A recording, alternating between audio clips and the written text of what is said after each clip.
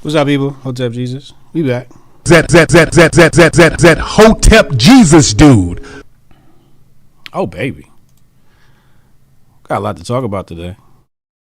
Welcome. The internet's upset at Joe Rogan. They are upset. Well, mostly the leftists. I've been called a coon a lot this weekend. It's all right. Two things we're going to address today, mainly as we go through the pieces of evidence that we'll scrutinize over the course of this presentation. One of them is everyone's entitled to their emotions, right? Everyone, hold on, let me quit Slack. Okay, everyone is allowed to have an emotional reaction to things. Whether it makes sense to have one is a different conversation. The other thing we're going to talk about is the Joe Rogan situation is definitely political. It's political. Those are the two things that we're going to talk about today. And let's start off with, let's see, where should we start? I took notes and I don't even know where we should start off. All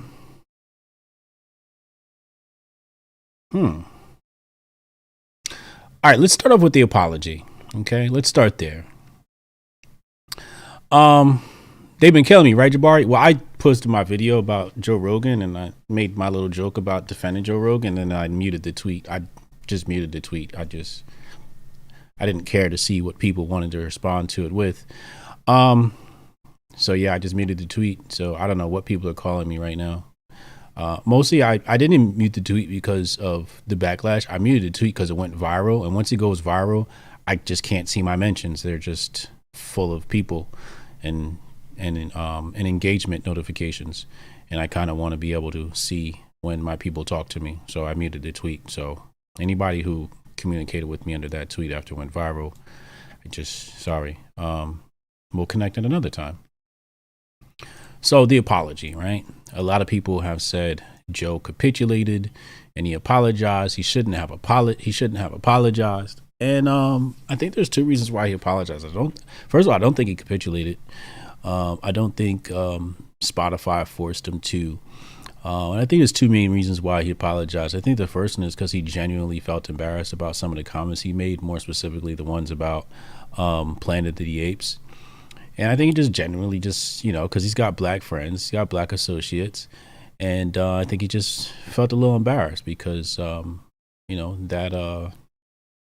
that clip was, and of course, later on he said he had a wonderful experience during that podcast, and he went viral before. I remember people were mad I spoke about this before, about that same Planet of the Apes tweet. And he did clean it up in that same episode. He was like, look, I had a great time, and comparing, black people to apes probably wasn't the best idea. Then there's another tweet where he's talking about the N-word, and he tells this one white guy, I forget who the guest is, he compares it to like Candyman. He's like, say it. And then the dude said it. And I had never seen the clip before, and I watched it before I did a presentation today. And when I watched it, I didn't know what to expect, but the way the dude said it, it made me laugh and snot came out my nose. Literally, I swear to God. I wish it was a natural reaction you guys would have saw it, but snot came out my nose. I just didn't expect him to say it like that, because he said it like kind of timid and like kind of like, I don't know, but the way he said it just made me laugh and snot came out my nose. I wasn't offended, and usually I am offended when people use that word, but I wasn't offended when he said it. Snot literally came out my nose when that white dude said it, and I was just like, afterwards I was like, why did I laugh? Obviously it's okay that I laugh, but I thought it was funny. I thought it was hilarious. Just the way he said it, right? And I think it's different. And I think that I was going to mention somebody who used a word on a podcast with me a couple of times, but I don't want to get him canceled. But I've been on podcasts before where people have used that word in context, right? Like comparing it to some other people that have used it and quoting people. And I have to be honest about this. I felt a bit awkward. I'm not going to lie. And we're going to get into why I felt awkward when we dive into some of the evidence that they have three pieces of evidence. We're going to go through the Dave Portnoy video. We're going to talk about Jason Whitlock. And Jason Whitlock's, he wrote a piece on the Blaze. But I felt awkward, and I think I felt awkward because there is a particular amount of weight that is put upon this word. And I do believe the white liberal has programmed black people to be triggered by this word. We are literally, like, I'm programmed. I'm not even going to lie to you. I'm not going to hold this back. I'm triggered by that word. I am. And I don't want to be. But I know it's from years of propaganda, years of slave movies, years of civil rights movies and documentaries. And, oh, the white man's out to get you, and the white man this and the white man that. Right? And they replay these things over and over again. And it starts at childhood. Right? So when you grow up, you still have that trauma. And that word does trigger black people. It's something that we have to learn to be conscious of and control. But it's hard. It's hard because the white liberals have replayed that scene over and over and over again. I mean, how do you name a historical black movie that doesn't have to do in relation to racism? Like every time they come out in a movie, like recently, now they're going to come out with A Color Purple, right? They're going to do the Color Purple movie, right? And the Color Purple movie is like, it makes black men look bad. I'll be honest with you. It makes black men look like abusive assholes or beta cucks, right? Because Sophia's husband was a beta cuck, right? And so they're going to come out with this new one. And like with the way feminism is going and the way they're attacking toxic masculinity, et cetera, we can only imagine what's going to go into this new Broadway film or whatever production they are creating. So keep your eyes peeled for that. But again, you know, should black people control themselves when it comes to this word? My response to that would be yes. We cannot be triggered by the word. I don't even want to say we should have a monopoly on having emotions around the word, right?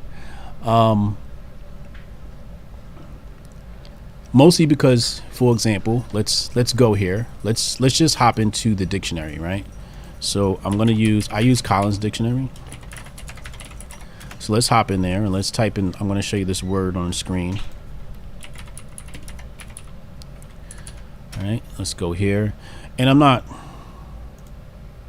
trying to minimize the word. I just want to put it in context. So there's this word, and it says if you describe someone as niggardly, you are criticizing them because they do not give or provide much of something. So this is an actual word. Now, I don't know if the history of this word means stingy, ungenerous, meager. I don't know if this word has anything to do with the N-word as we use it today. But this is in the literature. This is in, I think the first origins of this is, it says here 1708, and it's kind of like sloped off. But the way this word is defined has nothing to do with black people. Okay, so when we have a monopoly of this word, so for example, a lot of people, you know, when they watch our content, I say niggas is, white people could be niggas too. Like that's one of my running jokes. I say white men are the new niggas. Right, so I use this word for anybody. Even black people sometimes use this word for any and everybody. Right. Like shut up nigga, and they could be talking to a white person. It's just part of our vocabulary. I think what we have to do is we have to key in on intention, right? You know, when a girl is talking to her friend and she says shut up bitch, is she saying it maliciously or she's saying it friendly? Because sometimes they say, oh girl, oh that's my bitch, right? She's not saying it with malicious intent. She's saying it as a term of endearment. So you have to have that context around people's usage of language. Now, I've seen white people use that N-word, and I've seen them use it around their friends, their black friends. And then some people will say, oh, you shouldn't let your friends use that word around you, da da da da. And I think it's because this new generation of kids haven't been hit with the propaganda as heavy, so that word doesn't trigger them like it triggers my generation and previous generations. because the new generation just, they just haven't been indoctrinated with that. Not as heavy as us, I don't think. My kids certainly not. So you'll have some white people that'll say it as a term of endearment, and you'll have some white people that say it maliciously. Now, did Joe Rogan use this word maliciously? I think not. I don't think he used this word maliciously.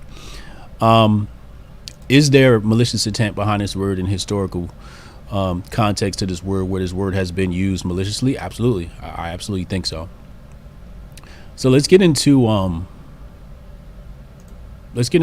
some evidence here. Like I said, we're going to go through the Dave Portnoy video where he talks to the guys over at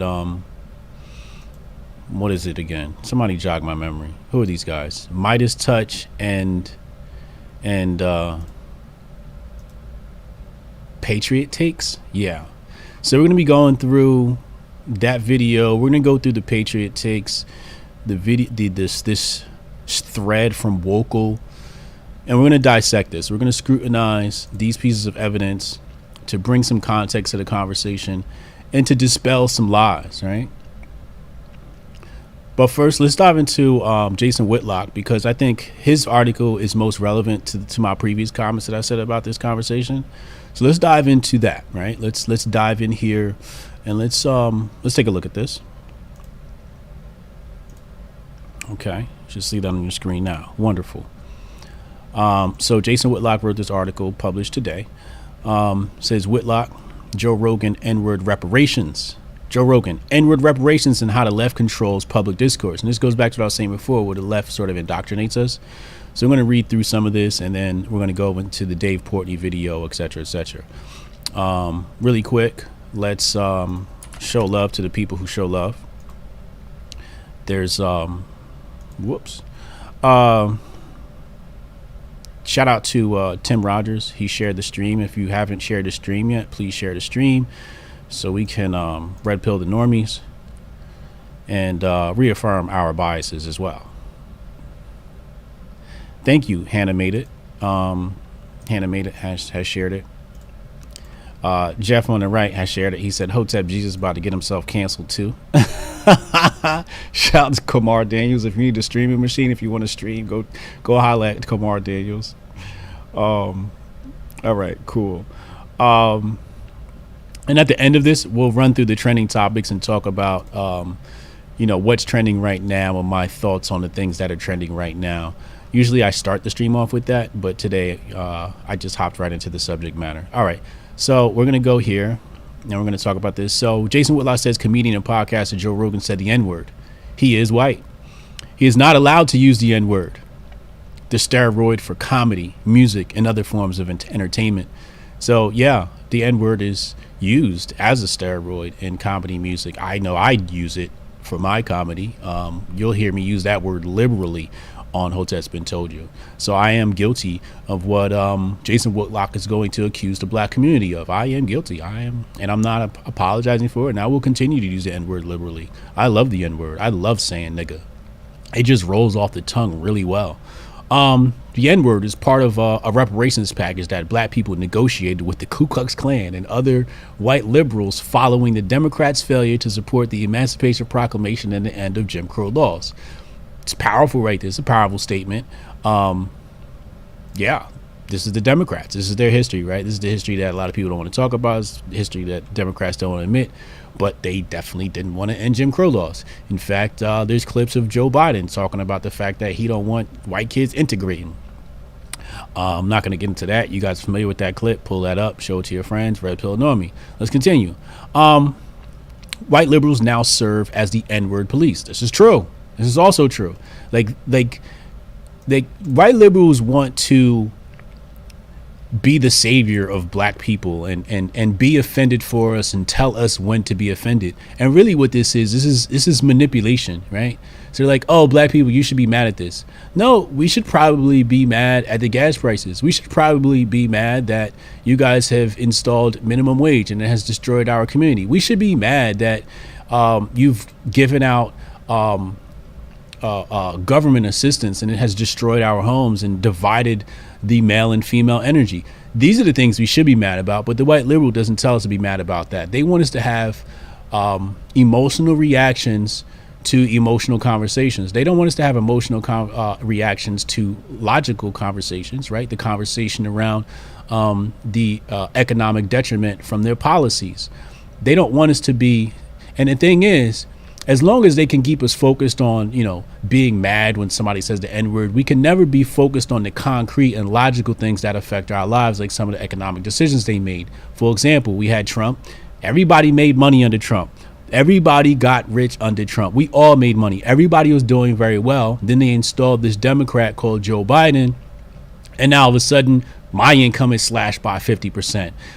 Gas prices are up 100%. You know what I'm saying? Like, or whatever the gas prices are up to now, right? The Democrats installing mandates, shutting down 100,000 small businesses, shut down in the first couple of months of 2020, destroying small business. A lot of those are black families. What about the jab mandates for government employees? Many of those happen to be black. They don't want black people focused on those things. They'll never talk about those things. But some guy who gets 11 million views on his platform, oh yeah, we ought to be mad at him because he said the N-word. But that, like, if Joe Rogan says the N-word, how does that affect black people? Tell me. Like he could say the N-word a million times. It literally will not affect my household. What will affect my household are the policies that Democrats pass. When they take my taxpayer money and offshore it, right, to give India gender education classes, right, inside of a COVID relief package. These are the things that are going to affect my life, not Joe Rogan saying the N-word. And again, this is what they do. They like to keep us distracted and focused on other things. So let's continue. It says they enforce black people's exclusive right to denigrate and define themselves. Hold on a second. Let me move this window over here. To denigrate and define themselves with the word. The N-word is Bitcoin for black people. Yo, Whitlock's talented, yo. He's talented. He said it's Bitcoin for black people. I love that. He's just really talented with these words. If you guys would like to make a comment or ask a question, feel free to super chat. Also, shout out to the people that Cash App $ Hotep Jesus. So he says the N-word is Bitcoin for black people. It's our most prized possession. It's kind of got a point there. Popular black comedians and rappers treat it like an American Express. They wouldn't think of taking the stage or hitting the recording booth without it. Black violent criminals frequently use the word when killing or assaulting a black victim. Black people use it to show other black people that they're really black and not uppity black. So far, not a single lie has been told. There's seemingly nothing more authentically black than calling yourself and other black people the N-word. This is true. You got to drop a few N-bombs to be authentically black. He's not wrong in that assessment. The fact that white people must be granted an exemption card by the Democratic Party to use the N-word makes using the word feel even blacker. So he says here, Joe Rogan is not in good standing with the Democratic Party. And again, we're going to talk about, is this attack on him politically motivated?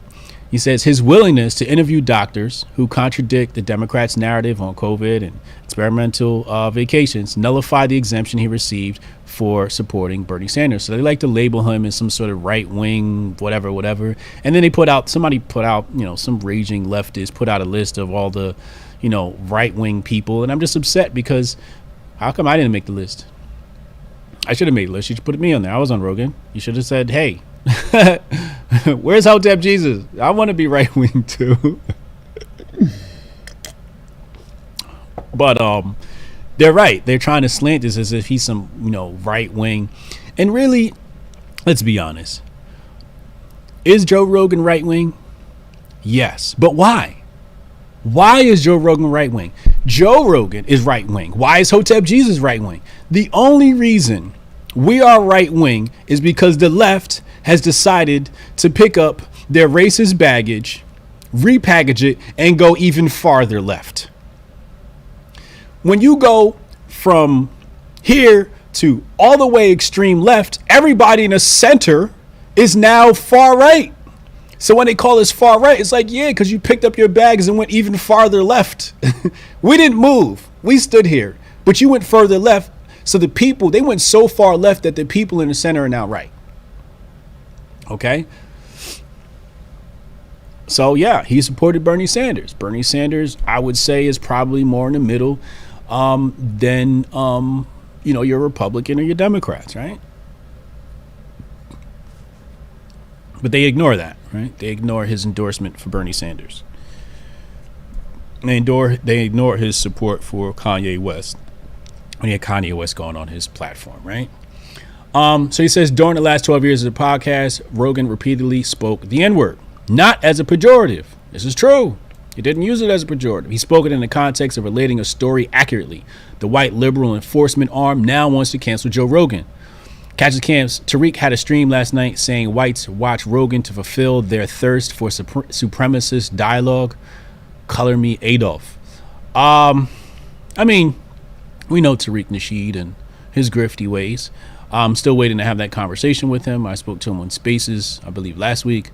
And he said he would entertain and thought of having a conversation with me. He had to check his calendar, so I'm waiting for that to happen. People have tagged him. So tag Tariq Nasheed and ask him when he's going to have a conversation with Hotep Jesus. And I'd love to have a conversation with him specifically about this and maybe even other things that concern the black community and Republicans, conservatism, and politics in general. Let's continue. It says during the 12 years podcast. Okay. Rogan. So again, the white liberal enforcement arm, right? This enforcement arm never wants to enforce anything that actually affects black people, but we have to be alarmed about, the frivolous events of somebody using the N-word. Rogan made a mistake of apologizing. So let's stop right there. Like, again, I don't know if that was a mistake. I think he generally did that. Out of kindness on heart, but I also think that because of his business relationships, UFC and Spotify and whoever else, I think he did it to take some of the slack off of them as well, right? Because when you're a guy like Rogan, you don't just represent yourself; you represent yourself and everything attached to you. So everyone that's attached to you is going to be affected by everything you do. This is something I experienced by, I represent companies like Coinbits app. We allow people to dollar cost average into Bitcoin. So what I do affects the people around me. What I do affects other Hoteps, right? So, if I go out in the street and I murder somebody, which I would never do, the Hoteps are going to be looked at as some, radical black nationalist group or right-wing extremist group, right? So we have to be careful with how we operate in this world, especially when we represent other people. The bigger you are, the more people you represent. So let's continue. So I don't think it was a mistake. Some people would view it as a mistake because the left can use that against you, blah, blah, blah, blah. But I think a guy like Rogan, 11 million hits, like, he can't literally make a mistake. I think he's infallible. Like, I really think, is it a misstep? Is it a mistake that he made those comments in the past? Maybe so, but nobody's canceling Joe. We're not going to stop listening to Joe Rogan. His 11 million went from 11 million to 12 million. He's infallible. Like, he's Joe Rogan.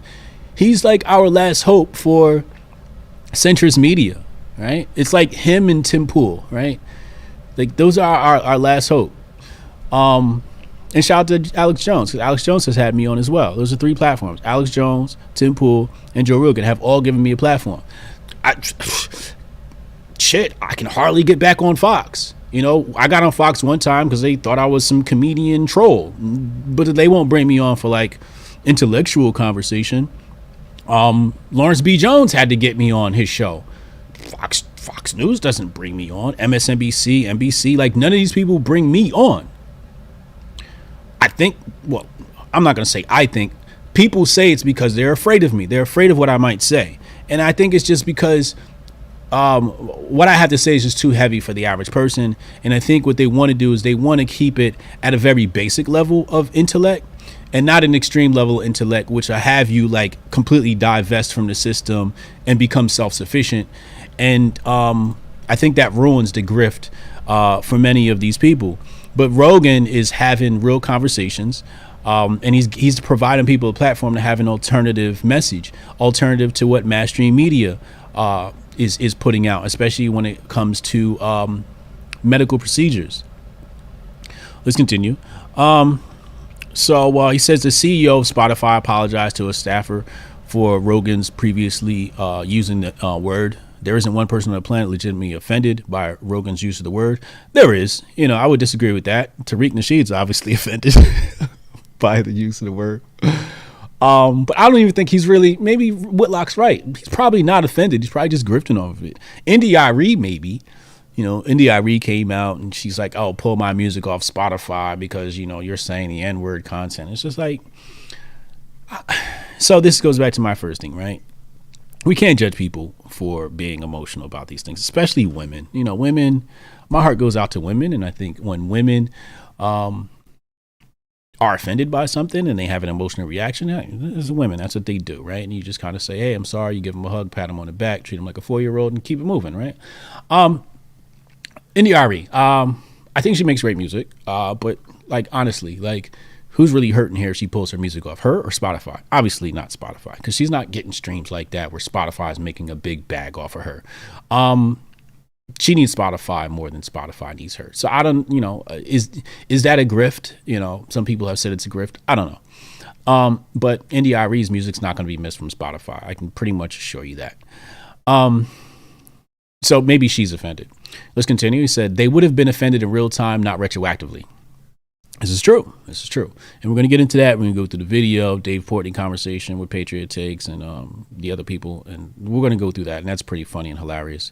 And we're going to dispel some of their lies and tactics. It says we must end N-word reparations. Black people proudly claim the word as our exclusive right is arguably the dumbest, most racist act of the last 16 years. That's a bit hyperbolic.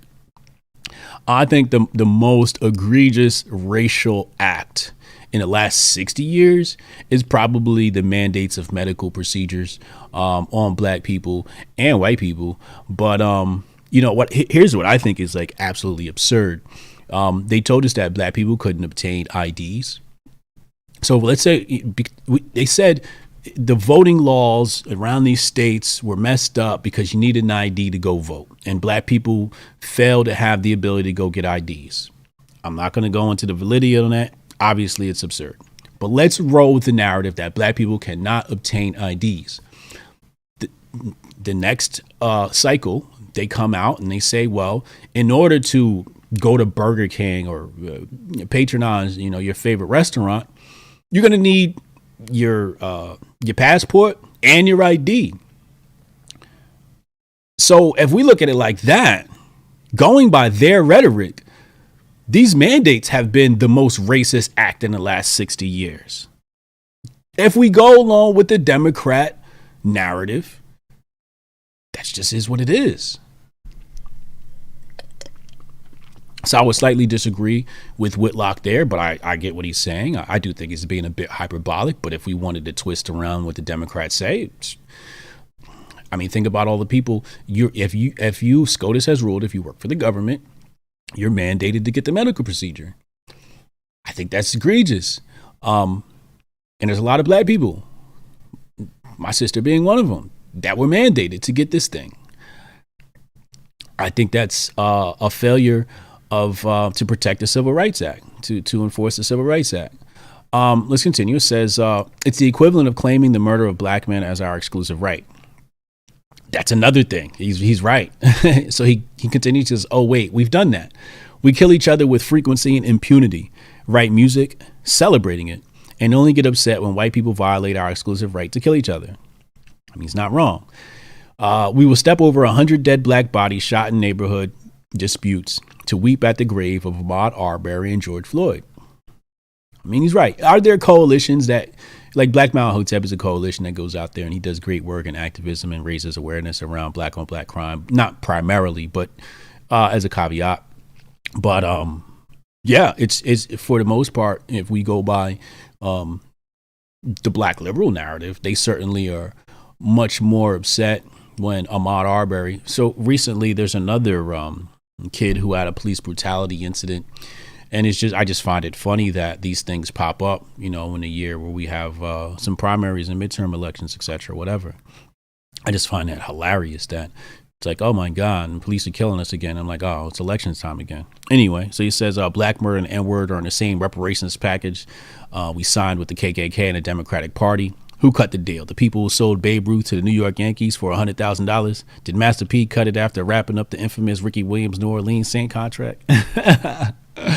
I'm not gonna read the whole thing, but yeah, I think Whitlock has some points there. He wrote that on the Blaze Media. So, you know, go check that article out. Really good. Share that. Blah, blah, blah, blah. All right. Let's go to the next piece here. Let's pull this up. There's a thread here from Vocal Distance. And this is the one that kind of went viral and started some things up. Before we do that, I'm going to pull the Dave Portnoy video up on the screen, and we're just going to go through some lies and deception by the individuals in this conversation. Pull this up on your screen. You should see it now. So we're going to go to the first timestamp, which is at 9 minutes and 19 seconds. I'll stop it right here. Cut up that went around about Rogan, that's went viral, was actually created by Alex Jones. So Alex Jones and Joe Rogan had a feud with each other. So right here, he claims that Alex Jones is the one that created the clip. Okay. That's what he's saying. Now, is he wrong? No, he's not. Alex Jones did create the clip. I guess at some point, Alex Jones and Joe Rogan had some beef, right? However, this guy is misleading us. See, it's one thing to be truthful. It's another thing to be misleading. You can be truthful and misleading at the same exact time. And this guy is misleading. He's misleading. And we're going to show you that right now. We're going to go to the next timestamp, which is at 27 minutes and 24 seconds. So let's go there now. And we're going to show you how misleading these people are. And then we're going to dive into that thread and their past and break that down really fast. But I want to show you how misleading these people. And this is how most leftists operate. They're very misleading. COVID disinformation during a global pandemic. That's the reason. It's not a. So actually, I want to rewind it a little bit and talk about this. He would be getting attacked like he is now. No, Joe Rogan's being attacked now because he started spreading COVID disinformation. So I want to just stop right there. Disinformation. In order for you to spread disinformation, somebody has to first be the arbiter of the information and say, here's the correct information. Who is that arbiter? Who gets to say whose information is right and whose information is wrong? And how come we don't, as a public, get to scrutinize whatever is going to be the correct information? We're not allowed to. When we scrutinized the information last year, they banned us, right? They banned many of our friends and associates from the social media platform and said this was misinformation. Now, the same thing you would have got banned for on social media last year, Charlie Delta Charlie is now coming out and saying is true. I'm not going to go into specifics, but in regards to that medical procedure, what you said last year, this year is now true. So who gets to deem whatever he's saying is disinformation? Now, also, if we go to grifties.com, let's go there now. We're going to go to grifties.com and we're going to see here, there's a lady by the name of Jessica Malati Rivera, right? And if you've been on this channel, you know we've talked about her. And she's like some sort of, virology data analyst, okay? A pandemic analyst of some sorts, right? And then Joe, who does Joe have on his platform, right? Joe had on the dude who is actually in connection with creating the mRNA, Robert Malone, Dr. Robert Malone. He actually was involved in the creation of the technology that they use for this medical procedure. Now, the dude who got the Nobel Prize for creating the exact procedure is disinformation, but the lady who had nothing to do with it is somehow the correct information. This is the hypocrisy. So who gets to choose what's his misinformation and what's not? Who gets to choose what's disinformation and what's not? That's the biggest problem. And again, when we talk about socialism and communism on a platform, we always talk about centralization of power. And that's what it should be defined as: centralization of power within the hands of the state or whatever entity is running the show. So when you centralize the power, you're centralizing the narrative, the information, and what information is correct. So that's what they done. They said, yo, this is the information that's correct. If you don't agree with this, then you're disinformation. Disinformation is basically just saying you're contrary to the mainstream. Right? That's all disinformation means. It means you're contrary to the mainstream. It doesn't actually mean what you're saying is incorrect. But let's finish the clip. During a global pandemic. That's the reason. It's not a political issue. So right there, he says it's not a political issue, right? Everybody take note of that. Write that down. 27 mark. It's not a political. It's not. So we're going to show you how these people are deceptive. It's 100. You don't think COVID turned political? It turned political because Trump turned it political. All right. So he just contradicted himself. He said it's not political, but Trump turned it political. What? Is it Uchi Wally Wally or is it one mic? You got to pick one. Either it's political or it's not. And I think it's absolutely political. So you just said it's not a political issue, though. We all agree that you just literally said it's not a political issue, and then you said Trump turned it political. He did. We don't think it's a political issue. We think but health it and safety. is. Well, because it was turned into it by the other side. And so I'll say this. He just contradicted himself. He said it's not. We don't think it is, but it was turned political by the other side. Are we serious here, people? I'll say this. So here's another example. Somebody who I guess would be considered left-leaning a few years ago, who's getting a lot of shit right now also. All right, let's just stop him right there. We pointed out the hypocrisy of these people, right? We have another clip that we're gonna pull from this too to point out the hypocrisy and the deception of these people. But before we get into that, let's just assess: is this political, right? So we're gonna pop a poll right here in the chat. Let you guys is this COVID situation political? Yes or no? So we're going to let you guys deliberate in the poll. I would vote yes. It's definitely a political conversation. Why?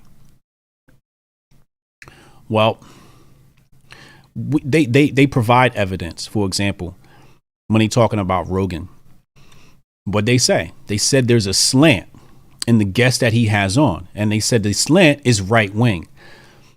Why didn't you judge these people based upon a different criteria, like all these guys are white or all these guys are anti-jabby? Like you chose to do this based upon politics. Also, we have to understand is that everything today is now political. Everything today is political. Was this created during the Trump era? Yes. Was it created by Trump himself? No. This was created by mainstream media, made everything a political conversation. Everything you do right now is political conversation. If you say, yo, I don't want to take a jabby, they go, what are you, MAGA? And it's just like, wait, what does this have to do with who I voted for? That makes absolutely no sense. But this is what people will say.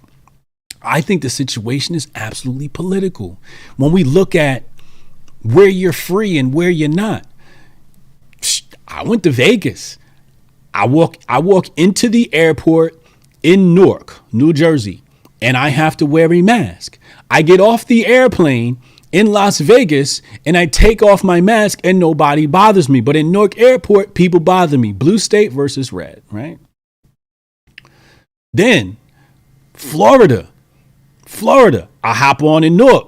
I have to wear my mask. I get to Florida. I take my mask off before I even get off the plane. Nobody says anything. It's absolutely political. It's absolutely political. Absolutely. I don't think the chat so far is at 99% saying this is political. And we didn't make it political. The left made it political. Because as soon as you say you're against the procedure, as soon as you say you're against the mandates, they label you some sort of right-wing QAnon, Alex Jones follower conspiracy theorist. Right? This is what they do. And they label you as disinformation. We didn't make this political. What's another example where something stupid is made political? They do it with sports, right? They do it with sports. Oh, black quarterback versus white quarterback. Now it's like MAGA versus the black community, right? Everything has become political. Mainstream media has made everything political. Let's go to the next clip where these guys, I'm about to skewer them because they're just terrible. So we're gonna go to 16 minutes and 48 seconds. Let's go here. All right. Privately, and I'm not going to bring up, I have Shout out to Cassius King, said Hotep Nation walked through Vegas mask off like exactly. definitive proof of one of you three using the word in a text conversation. So here Dave Portnoy is going to accuse one of these three individuals you see on the screen for using the N-word in a text conversation With a friend from 2014 that somebody sent to me. It shouldn't be used, but I swear to God, I haven't. But okay. That's a lie? Yeah. You think I'd lie about that? I think you would lie about it. So here he's saying that Dave Portnoy is lying. Everybody take a note of this. He said, that's a lie. Okay? He said it's a lie. Let's proceed. Does anyone here have a fiance named Lexi? I think you'd absolutely lie about that. He didn't answer the question. Matter of fact, let me play the whole clip and then we'll bring it back. And I want to see if you guys pick up on what I picked up on. Am I lying about what I just said? And if someone has a fiance named Lexi, that is the decision right here? No, I'm asking, is that... There's no right context whatsoever to anybody using the word. Is Lexi a person in one of your lives? Yes, Jordy's fiance is Lexi. Yes, my fiance is Lexi. And so that means Jordy did it. I'm saying I have... Boom. Now we're going to bring it back and we're going to pick it apart. Piece by piece. I'm going to show you how slick these left-wing political types are. These cats are slithering. Of one of you three using the word in a text conversation with a friend from 2014 that somebody sent to me. It shouldn't be used, but I swear to God, Fair use. So he says, yo, you said the N-word. Now watch what this guy says. But okay. That's a lie? Yeah. So he says it's a lie right here. But you saw later on in the clip, it's not a lie. It's not a lie. You think I'd lie about that? I think you would lie about it. So watch this. Bortney's going to ask him a question, and he's going to just deceptively dodge. Does anyone here have a fiance named Lexi? I think you'd absolutely lie about that. You see, he's on the last question. I think you'd absolutely lie about that. That's not what he asked you. He said, do you have a fiance named Lexi? I think you'd absolutely lie about that. These are these slick, slithering political types, man. They know how to just avoid and dodge, right? Am I lying about what I just said? And if someone has a fiance named Lexi, No, that's not what he's asking you. that is the decision right here? No. I'm asking, is that... There's no right context whatsoever to anybody using the word. Is Lexi... He said there's no right context to anyone using the word. So here he's trying to cover for his homeboy. This is called deflection. Now this is the deflection tactic. Rewind it one more time. Let's watch it. said. And if someone has a fiance named Lexi, that is the decision right here? I'm asking, is that... There's no right context whatsoever to anybody using the word. Is Lexi... Now we talk about right now, dog. Stay on topic. Lexi a person in one of your lives? Yes, Jordy's fiance is Lexi. Yes. See, Jordy was quiet. That whole time he like, now you knew your fiance name was Lexi. And you sat there quiet. Let's look at his facial expressions while this conversation is being had.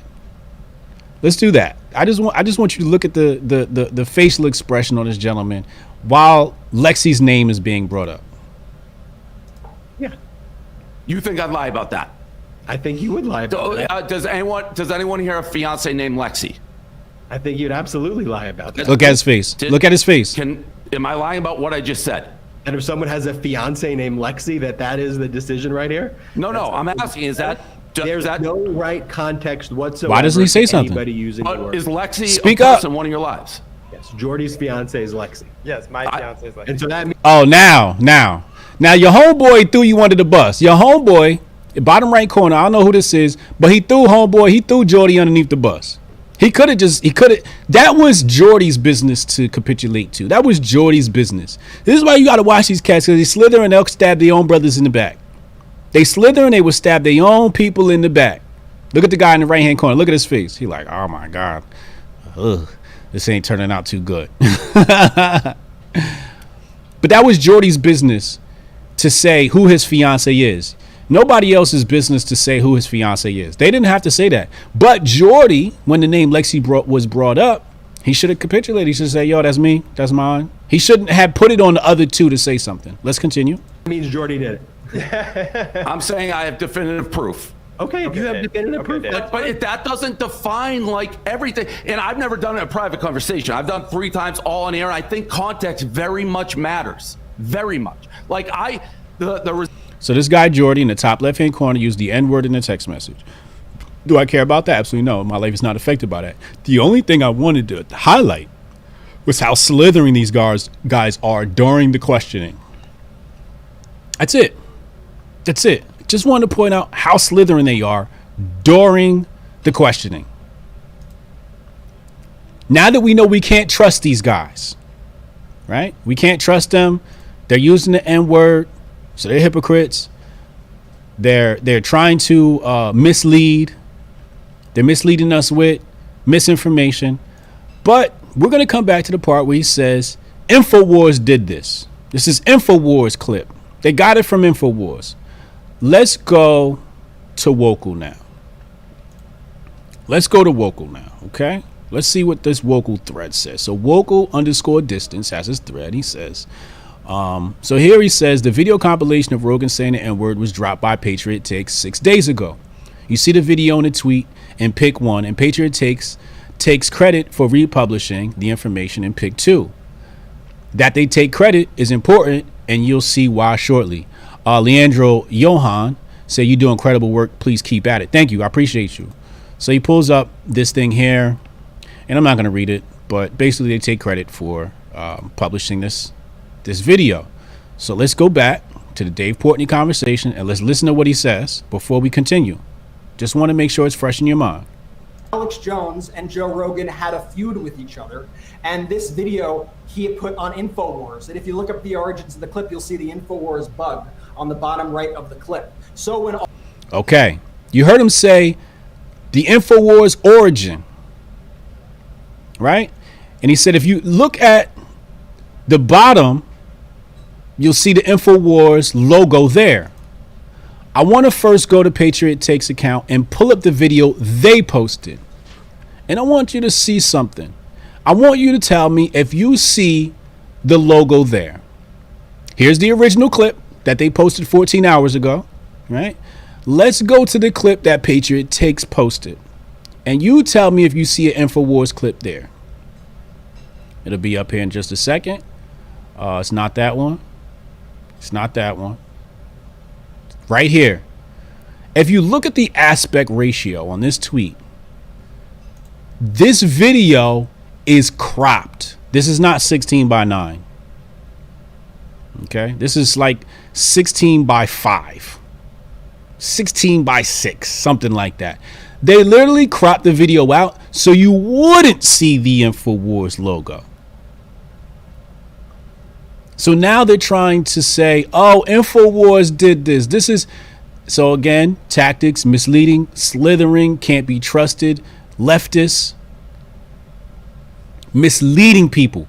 If you posted this clip, why didn't you leave the InfoWars logo in there when you did it? No, you specifically cropped it out and reposted it because you had an agenda. Because you knew if you would have originally posted it with InfoWars there, people would have been like, wait, hold on. Why? What? It wouldn't have been as effective when you posted this clip, Patriot Takes. You're slithering. You're slithering. I can't trust you. I don't know you. I'm not trying to bash you. But this looks slithering. This looks like deception. This looks misleading. Again, clip. Right? So here they are. First of all, they post multiple clips. There's not even just one clip that they posted. It's multiple clips of Joe Rogan they posted, right? So really what they did was they searched through Joe Rogan stuff to find this stuff, right? And we're going to come back to is it politically motivated in just a second. But they scoured the internet to find clips to get Joe Rogan canceled. Now we know Alex Jones and Joe Rogan are cool, and whatever feud they have is old. So you went to the past, dug up some old dirt, and resurfaced it at a time where it's most relevant. Then you claim this is not politically motivated, and this thread right here is going to show you how it is politically motivated. And they're trying to discredit this thread, and I don't think they can discredit this thread. Because at first when I heard the interview and they said, oh, Alex Jones posted a clip, he did all the editing, I looked and I'm like, well, there's not really any editing. It's just, you even edited out the part where Alex Jones says Alex Jones commentary. You edited out Alex Jones commentary, and you edited out Alex Jones's logo when you reposted the clip. Then you get challenged by Dave Portnoy, and now all of a sudden it's Alex Jones' fault. No, you knew what you were doing when you did this. You know exactly what you were doing. You can't say that, you can't put this on, and this is, again, deception, trying to cause a civil war between friends, trying to confuse the public, blaming it on Alex Jones. This is InfoWars. Slithering, misleading, and deceptive. This is duplicitous behavior by leftists. They are notorious for this. Notorious for this. Let's continue. It says here, so now we're going to get into the political leanings, right? As you can see in their bio, Patriot Takes is partnered with Midas Touch. Midas Touch, you see it right here. You see the logo on the top left? You see it in the top right? Midas Touch. These guys are Midas Touch. He used the N-word in a conversation with his girlfriend Lexi. Blah, blah, blah, blah. We went through that. Let's come back. So it says, and this is where it gets interesting. Who is Midas Touch? Well, they are a professional political organization. And they admit it in the Dave Portnoy video. They run a PAC. They are a Democrat super PAC run by three brothers. Okay? Now, I highly suggest you fact check all the information I'm going to read from this thread. I cannot verify any of this. I think you need to use your own scrutiny and your own brain and common sense to decide what is true and what is not.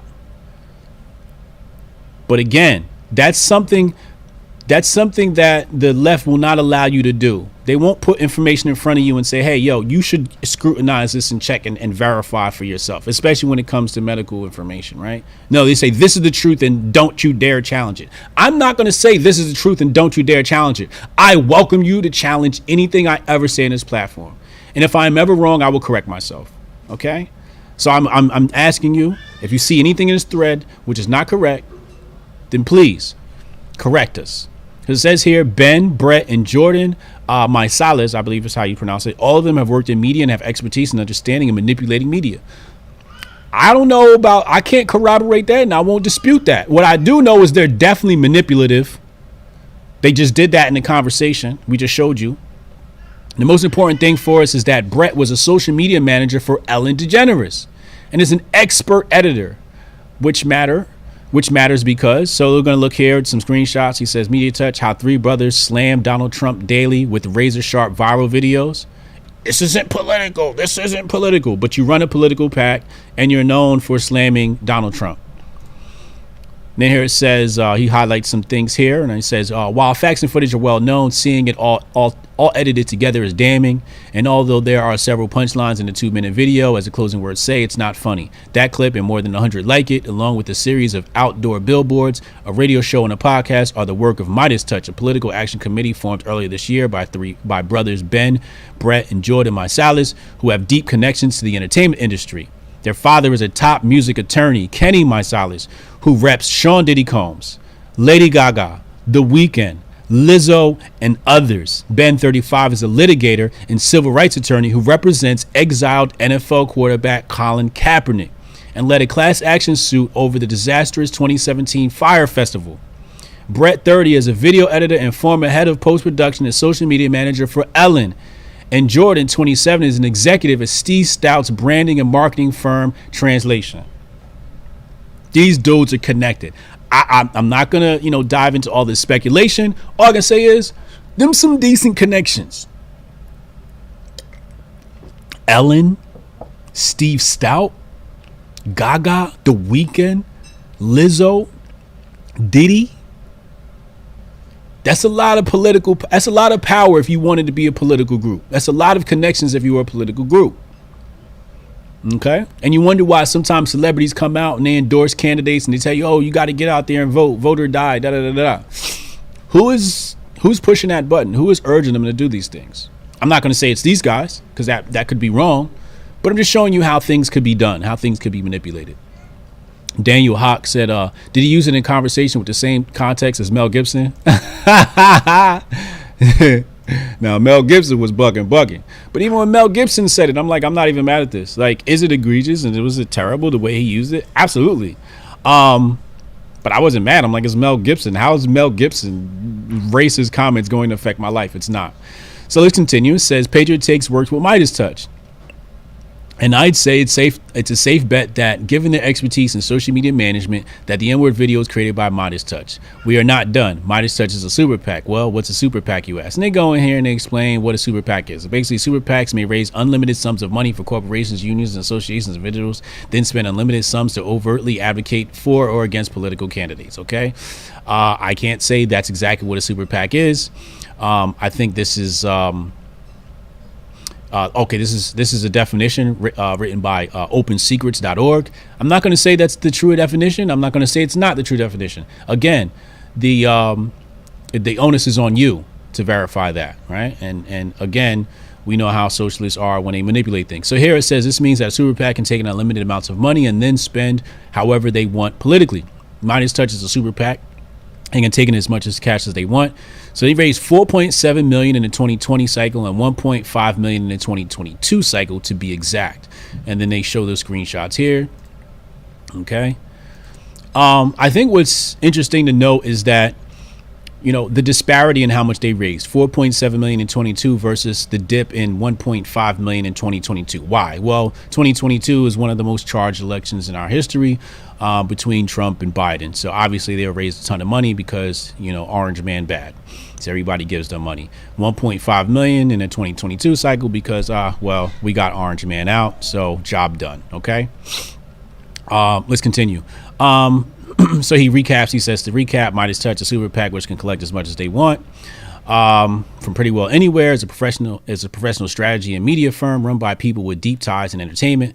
Likely had a hand in the N-word video Patriot Takes used to attack Joe Rogan. Okay.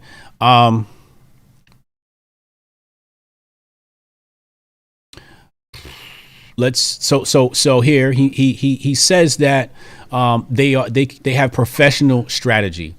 I can't say that's not true if they are a PAC. Okay. And they have connections to the entertainment industry, right? And you have an attorney. Attorneys are strategic. That's their job, to be strategic. And this guy's obviously the best of the best, right? He's dealing with Sean Diddy Combs, Lady Gaga, The Weeknd. Like, he's obviously the best of the best. He's a litigator for civil rights attorney. And he represents Colin Kaepernick, this guy Ben. Colin Kaepernick. How can you say you're not politically motivated and you represent Colin Kaepernick, one of the most politically controversial athletes in the history of the sport? And I don't think it was deserving. I think it was AstroTurf and the media used him and Nike used him. He didn't deserve it. Let's be honest. Colin Kaepernick did not deserve to be the victim that he claimed to be. Colin Kaepernick stunk, okay? He stunk as a quarterback. His contract, he was offered a contract and he turned down a contract. Then wanted to turn around and make us believe that they won't let him in NFL. No, you just didn't like your contract. You didn't like the fact that you stunk, so you were getting paid what you were worth. You had a contract on the table, you turned it down, and now you mad that you can't get NFL. You should have took the contract that you was given or renegotiated the contract or something. But you can't pretend like, oh yeah, we didn't I was kicked out the NFL. Right? You can't do that. You can't do that.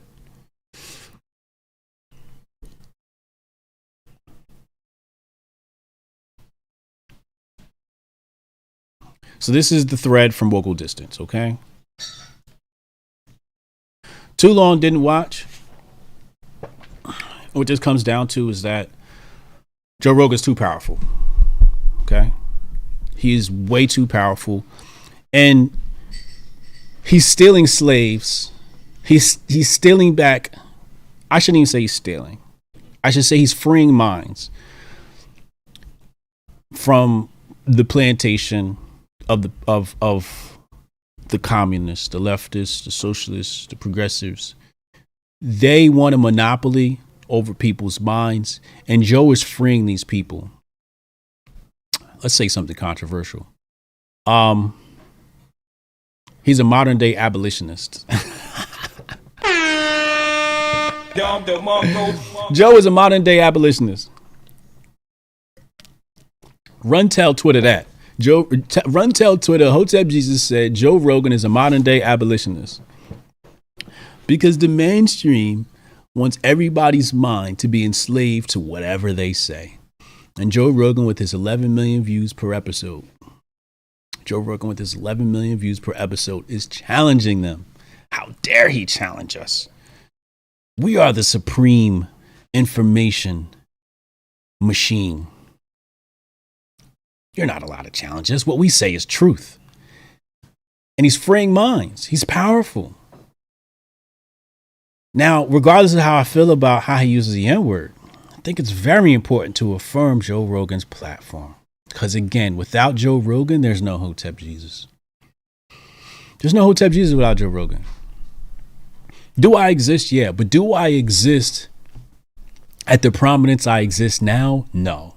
You know what I mean? People like, are just running to it, be like, yo, weren't you on Joe Rogan? Weren't you Joe Rogan? I literally can walk into places because I was on Joe Rogan. I have connections to people. You know what I mean? Athletes follow me and influential people follow me just because I was on Joe Rogan. Nobody wanted to talk to me before Joe Rogan. I shouldn't say nobody because Michael Malice definitely wanted to talk to me and he was on Joe Rogan, but he was one of the first people put me on the platform. Sonny Johnson was one of the first people put me on the platform. Nerd Nash was one of the first people put me on the platform. So there were people that put me out there, but Joe Rogan, number one podcast in the world, number one media outlet in the world, put me on. So we're not canceling him. We're not canceling him. I have self-interest in this. We're not canceling him. The left didn't want to hear from me. The left won't talk to me. They just won't. I'm blackballed. Hot 97 literally came out. One of the heads of Hot 97 literally came out and said, you are blackballed from this station. You are not allowed up here. I had an interview scheduled at Hot 97 in New York City. And I got a text message. I announced, I said, I'm on my way to the Hot 97 building. I tweeted it out on purpose. I tweeted out, said I'm on my way to Hot 97 building for an interview. I received a call back minutes later and said, yo, we got to reschedule. That interview was never rescheduled. I never heard back from that individual who I was quite cordial with. We were cordial with each other for years. I haven't heard from that individual since. But Hot 97 will not allow me on their platform. It's not allowed. They want to keep a monopoly on the minds of the black community. There's only one narrative allowed at these stations. One. It's like Black History Month. Oh, we got to talk about the same people, Harriet Tubman, MLK. They won't talk about Garvey. They won't talk about Soul. They won't talk about Walter E. Williams.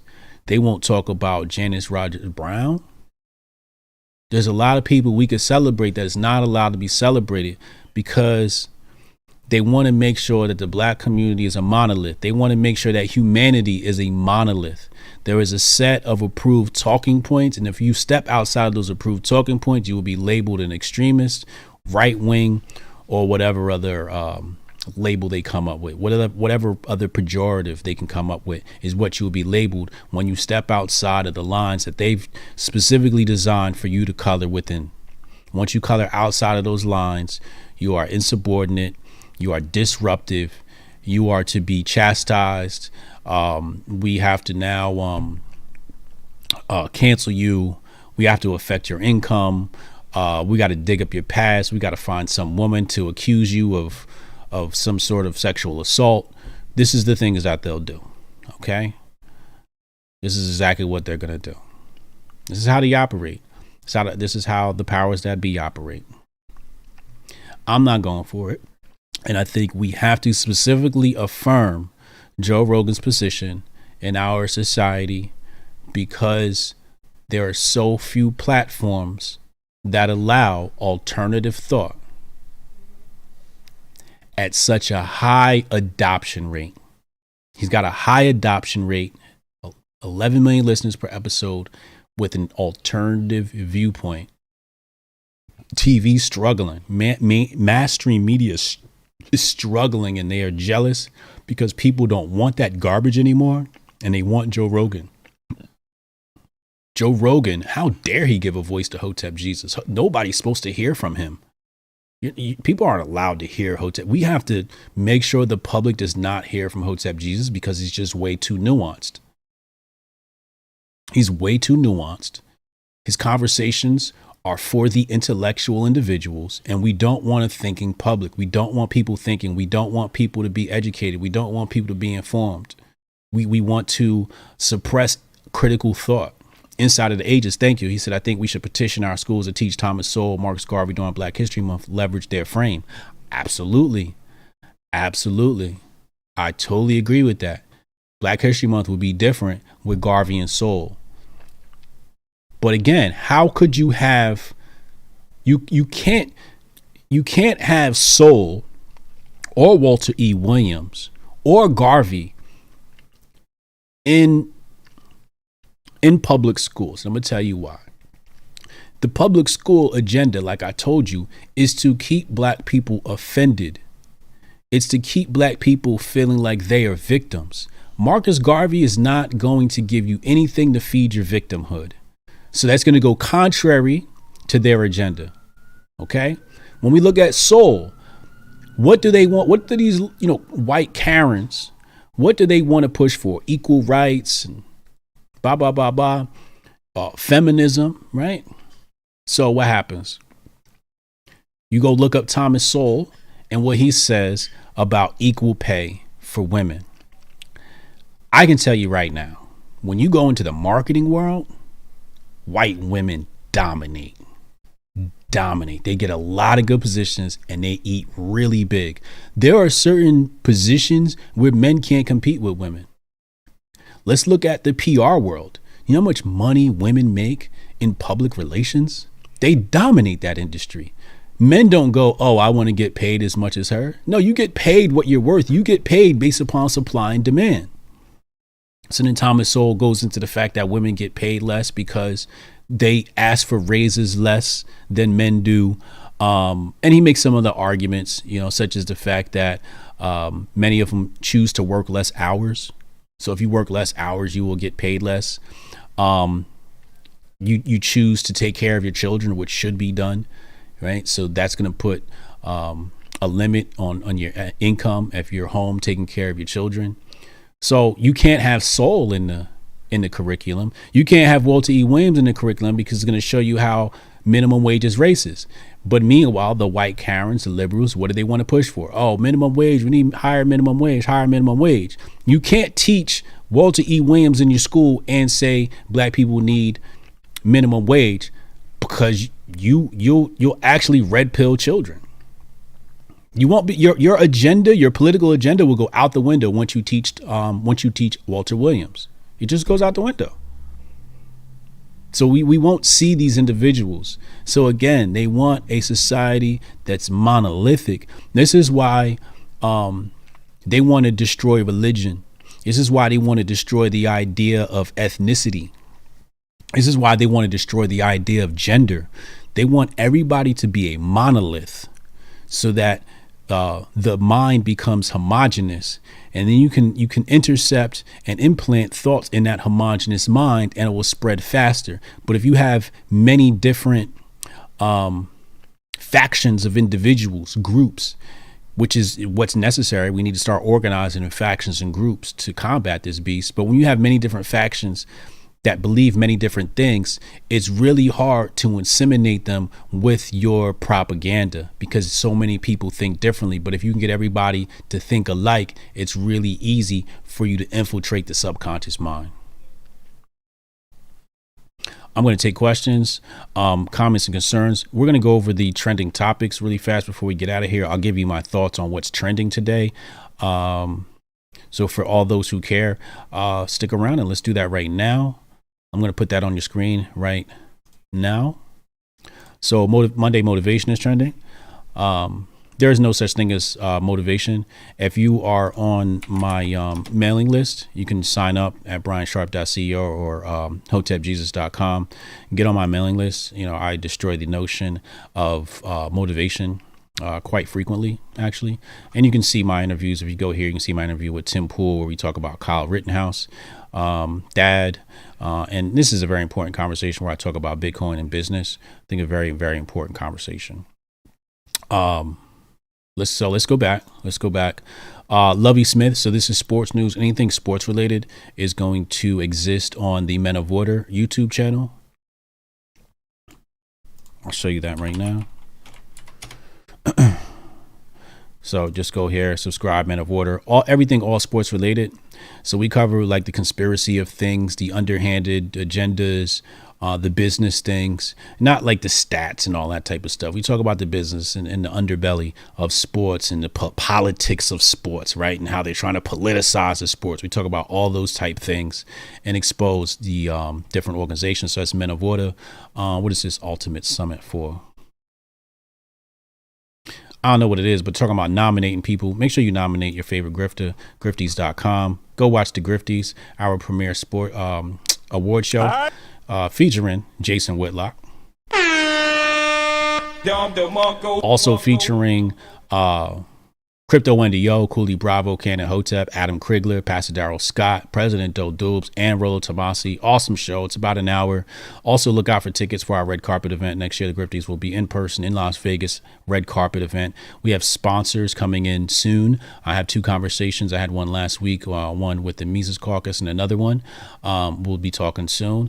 Tech companies. So if you have anybody who'd like to sponsor if you'd like to sponsor us, sponsor the Grifties next year, reach out. I put together a really wonderful deck on that, and we can talk about sponsorship opportunities. So with Ryan Clark, sports news again, Men of Water, subscribe there. Signs you might be an adult. All right, propaganda, or I should say astroturfed hashtags. Nord Stream 2. There will no longer be a Nord Stream 2 if Russia invades Ukraine with troops or tanks. Biden says the pipeline.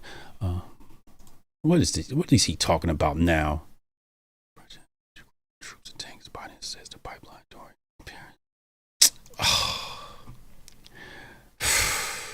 So if you've watched my presentation on Ukraine, we know Russia is not going to invade the Ukraine. So this is pretty much fake news. So this, again, distractions, right? Distractions. This is a huge distraction. Jabari Judah, tuition paid. Thank you for the super chat, bro. Again, this is a huge distraction. Trying to give Joe Biden some fake wins. But there's no conflict that's going to happen with Russia invading. What this has to do with is the fact that the West, NATO, have breached their contract with Russia in regards to the region of Ukraine. This is none of our business, and we need to have a hands-off approach to that. And no, Russia is not going to invade. This is just war hawks at work. Pusha T and Kanye West. I guess there's a clip floating around. I'll probably check that out later. I don't want to get a copyright strike. All right, AstroTurf hashtags. Fans discuss comedian Eric Andre's advertisement on Instagram for an NFT. Check out this cool NFT platform. I'll put it on your screen right now. And we got a bunch of Trump NFTs. So you guys can check that out. Let's go.finance and get involved with, you can see here, the partners, Breitbart, etc. or as seen on. But there's a bunch of Trump NFTs if you guys are into that sort of thing. The McNifty by John McNaughton on the topic of NFTs. Leslie Jones is mad because I think she has a little legitimate gripe to be upset here. She covers the Olympics and does reactions and posts them on the internet and social media, and then they get taken down because of copyright strikes. And I totally agree. Like the other day I was streaming chess on the Hotep Chess channel, and I was playing Tupac, And another time I was playing Bob Marley, and then my stream gets interrupted because, well, executives or whatever want to get paid, right? And God forbid you promote the music they get paid off of. It just makes absolutely no sense. Like, these people are literally promoting your content, and you're like, please do not redistribute this content. And it's like, I'm helping you make more money. What is wrong with you? But I think she has a legitimate gripe. I'm tired of the copyright strikes. It makes for just terrible experience for people in our society.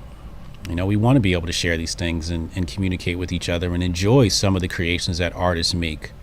BTS, I don't know what's going on, but this Asian pop crowd is just taking over. Kyler Murray, I don't know, something about sports. Go to Men of Water for that. Ted Lieu, Rep Ted Lieu, says health officials must factor in natural immunity as well as vacation rates while considering the lessening of the bug-19 restrictions. I totally agree. We're not talking about natural immunity. However, Johns Hopkins University, let's pull that up on your screen right now. So there's a study right here. It says Johns Hopkins study says antibodies detected up to 21 months with natural immunity. This is posted on bizpackreview.com. And I'm not going to read it all, but you guys can go and check the study out. But this is another Hotep's Been Told You moment. Yeah. Russell Brand, viewers react to YouTube where the comedian is doing an impression of CNN anchor Brian Stelter. Okay, probably funny. So what's this? A Biden clip? Let's see what this says. Chancellor Olaf, diplomacy is the very best way forward for all sides, including for Russia. In our view, we made it very clear we're ready to continue talks in good faith with Russia. Okay, good. I hope you have great talk, sir. And that has just disappeared. Where'd that go? Where's that trending topic? Wait, where'd that go? So that's just magically not trending anymore?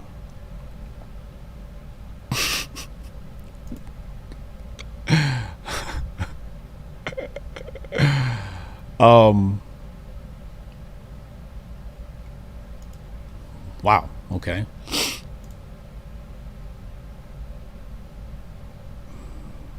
I don't know what happened there. King Dice, I don't know what that is. Lids, I don't know. Vernon Jones, don't know. Peter Thiel. Okay, what's going on with Peter Thiel? Peter Thiel plans to leave the board of Meta, where he was the earliest outside investor. So Peter Thiel, he's from PayPal Mafia. He's one of the first guys at PayPal. That's where he made his fortune, I believe. So let's see what this says. Partner decided not to stand for re-election on the board. Okay. Peter has been a valuable member. Why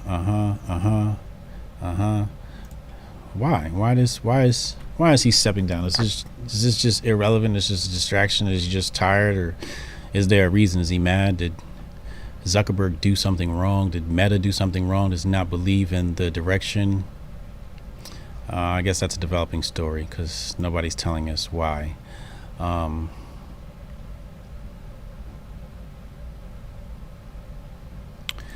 out to Peter Thiel, very influential individual. What is this? Okay. So Frontier and Spirit Airlines merge. That's interesting. They're like the two cheapy airlines. So they merged. That's probably going to work out well for both of those parties. So I'll hang around for another 5 minutes and talk to you guys. If you want to ask questions in the chat, I'll read some things that you guys say in the chat. Shout out to Steph Colonel for posting this. Yes, if anybody wants to know who Hotep Nation stands for, we are dedicated to supporting the homeschooling community. So if you guys believe in homeschooling and not letting libs and socialists and communists feed your kids propaganda like CRT and not teaching kids about soul and Walter E. Williams and Janice Rogers Brown, and you want them to learn that stuff, homeschooling is probably the best option for you. So that's what we do. An amazing thing happened this morning. I'll show you on my profile. One of my friends, associates, somebody in my network who's interviewed me twice. He Shahan, he's interviewed me twice in his podcast, and I think this is one of the best podcasts. Like, he understands my brand and who I am, and he does a great job interviewing me. So you guys should check me out with him.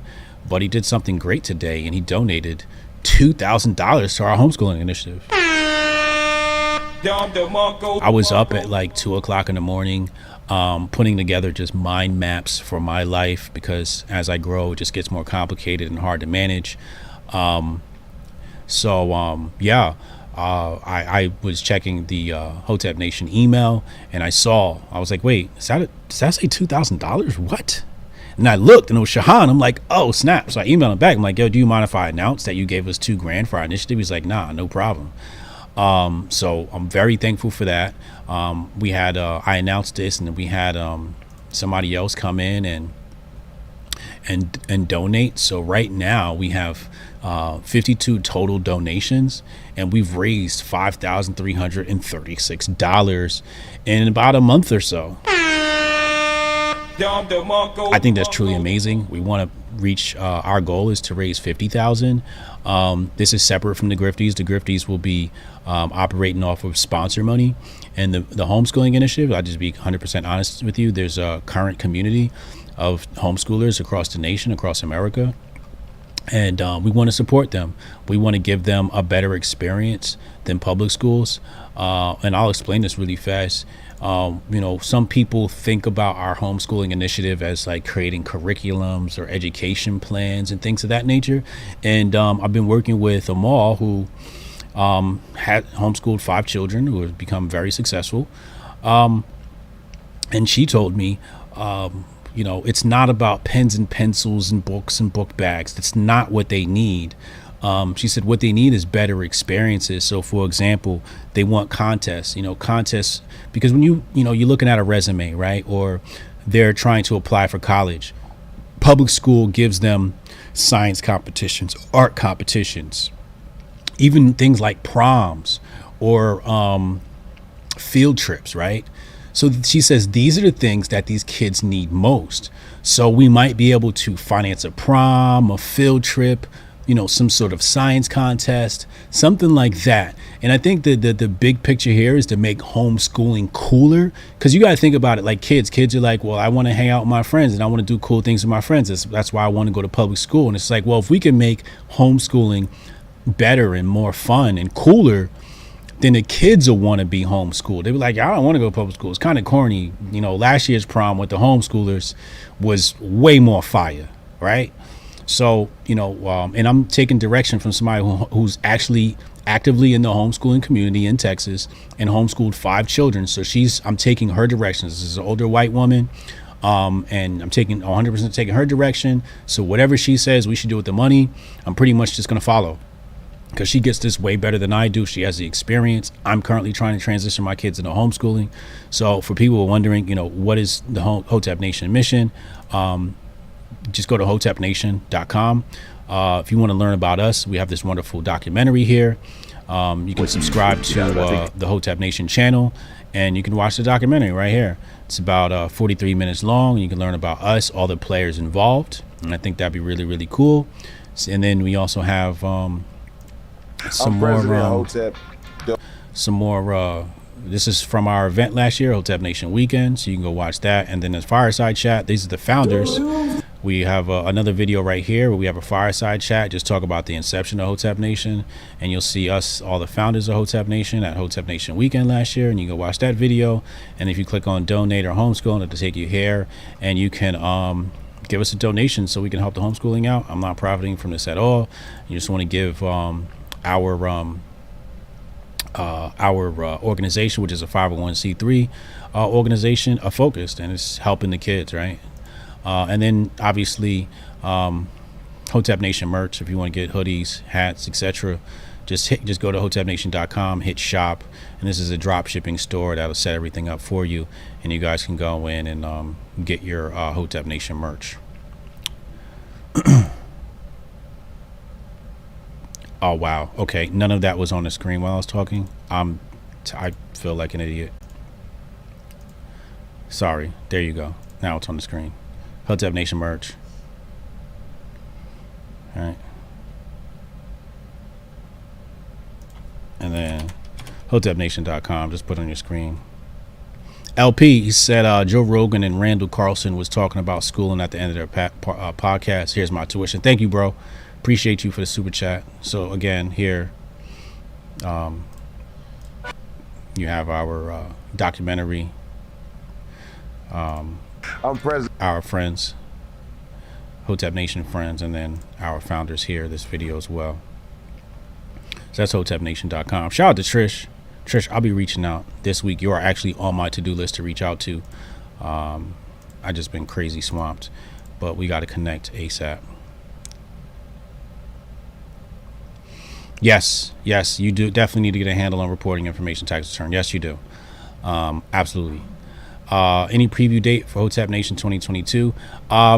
So we're actually going to replace our event. There's not going to be a Hotep Nation weekend this year. We're actually just going to have the Red Carpet Grifty event next year. So if you know anybody wants to sponsor, we'll be doing the Grifties Red Carpet event next year. Somebody asked, who are the 3% that said no on the poll? Obviously trolls. Obviously trolls. So Trish, yeah, I'll just give you like the login to our bank account and you can just like do whatever. Cause I literally just log in to make sure we're not being robbed by somebody who stole our information. And other than that, I really don't touch the funds. She'll be able to go in there and look at everything. He said, is it cool for a white English man to buy and wear Hotep merch? Here, I'll show you literally right now. Like, if we, actually, let me, show you here. And I'll mute this so it's not playing. But, we get that question a lot too. Right here. That's a white dude right there wearing, we love white people. This is not about race. This thing is not about race. Shout out to Chad. There's Chad right there. All right. I'll show you another one. If we go to our Hotep Nation family testimonials, we'll show you more white people. There's Trish. Hotep Nation hat. There's Cassius Cam. Hotep Nation hat. There's Donovan. I think I just saw Brody. There's Brody. Who else? I got white friends. We got white friends. Shout out to Patriot J. He was at Hotep Nation weekend. That guy's Hispanic. We are a multicultural organization. There's no like, yeah, absolutely, you can wear it. Batman 23 said, would you talk to John Doyle about MLK? I don't even know who John Doyle is. I'm sorry.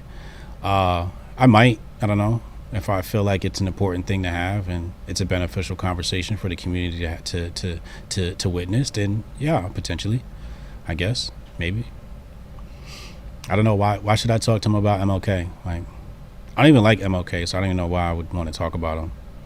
Like, if you like him or don't like him, it's like whatever. I just feel like talking about MLK is sort of like a waste of my time. So I'd have to see the angle to see if it's not a waste of my time. If it's a good angle and we can provide some education to people, then sure.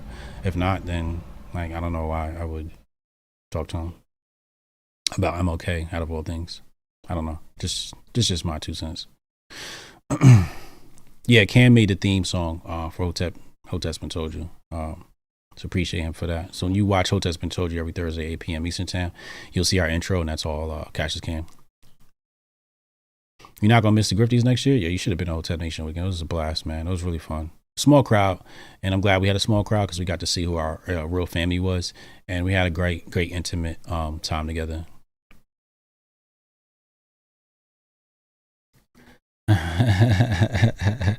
Shout out to Chance. Chance is in the building. Chance is Hotep adjacent.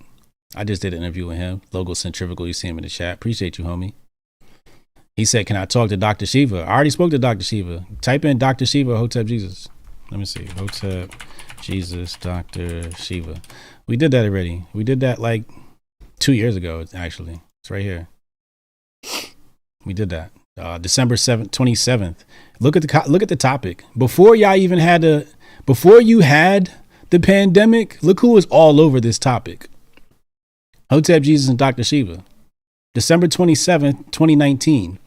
We were way ahead of it. No diss to Joe Rogan, but before Joe Rogan became like, the guy to blame for disinformation, we were out here covering that topic. December 27th, 2019. We did that already. I did Dr. Shiva already. Pause. Go watch that interview. It's a wealth of information in that interview.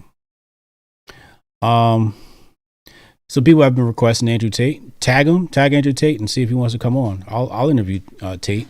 I'm talking about masculinity this month. So I'd love to interview him. Real quick, I'll show you on my channel. I think I'm trying to do themes this month. But so the month of January, if you look here on your screen, I did all black women. Gothics, Kim Klasick, Tori Nix, Sonny Johnson, Project Rook. So I started the year off talking to all black women, and all of these interviews are excellent interviews. Just great, beautiful minds. So this month, actually, I think I have a guest verified for this Friday. Let me just check to see what he said. Dope. So I can announce this. Coach EO is going to be coming on. So I want to do masculinity. This month we're going to do masculinity. We're going to talk all things men. Especially it's going to be especially relevant as far as Valentine's Day is concerned, etc. So that'll be a topic as well. But yeah, glue into that. So I'll talk to Men of Water, and Andrew Tate I think would be a great addition. So reach out to Andrew Tate and see if he'll come on and talk to me, and I'd love to interview him and have a talk. Cassius Can said, to be fair, you thought I was melanated until we met. I did. I thought Cassius Can was black until we met. That is true. I was like, wait, you're white? Had no idea.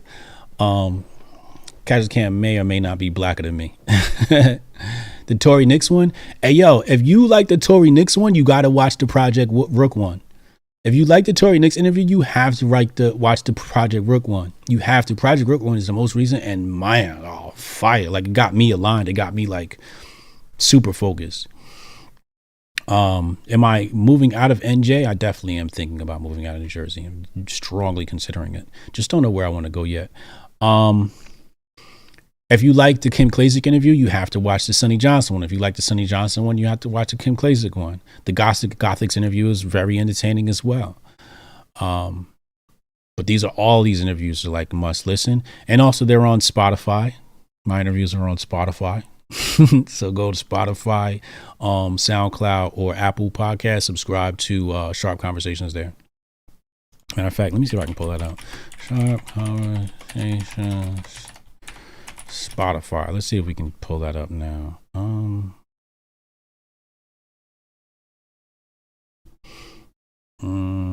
Let me try it on Google because it's not popping up with DuckDuckGo. Here we go. And sometimes that's why I like using Google better, because I don't know what's going on with DuckDuckGo. It depends on what you're trying to look up. So yeah, you can listen to all my interviews on Spotify as well, if you're on Spotify. So the audio versions are there. Super, super dope. Not necessarily in order. My daughter puts these up for me. So yeah, I would check those out. You said come to Texas. Yeah, I think I want a house in Texas, a house in Florida, and like another one somewhere else. I just can't afford that yet. But I'll get there. We're getting there. Probably within the next 2 years. I'm just waiting for some projects to flourish, and then we'll be able to be everywhere, and I'll be able to be in multiple places at once. But Texas is definitely a place. I want to have a headquarters in Austin, and then some satellites in probably Florida, and then tax haven in Delaware. You see what I did there with the Sharp Conversations, a little double entendre. Shout out to P Dog Night, also an awesome podcast you guys should check out P Dog Night. I am that Hotep Jesus dude. Thank you for watching this presentation. Share it out. Red Pill, a normie friend with this wonderful Hotep pill. Hotep and Bill, love y'all.